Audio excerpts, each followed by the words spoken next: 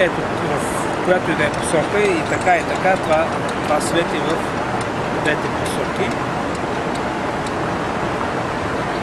И това е без мултипликаторно, няма никакви предавки тук.